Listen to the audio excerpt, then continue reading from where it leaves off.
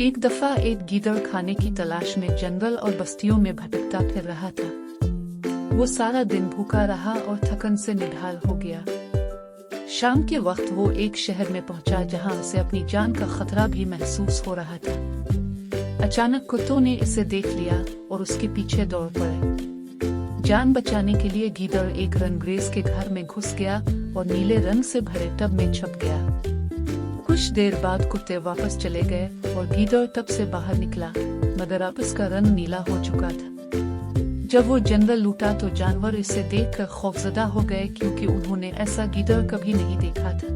गीदड़ ने इस खौफ से फायदा उठाया और खुद को खुदा की तरफ से भेजा हुआ बादशाह जाहिर किया। सब जानवरों ने उसकी बात मान ली और इसे अपना बादशाह तस्लीम कर लिया। वो उसे बेहतरीन खाना खिलाते और उसकी खिदमत करते रहे। एक दिन गीदड़ ने अपने साथी गीदड़ों की आवाज सुनी तो खुशी में वो खुद भी बोल उठा। इसी लम्हे जानवरों को इसकी हकीकत मालूम हो गई। वो उसे मारने दौड़े, मगर गीदड़ भागकर अपनी जान बचाने में कामयाब हो गया। सबक: झूठ और फरेब वक्ती कामयाबी दे सकते हैं, मगर अंजाम हमेशा रुस्वाकुन होता है।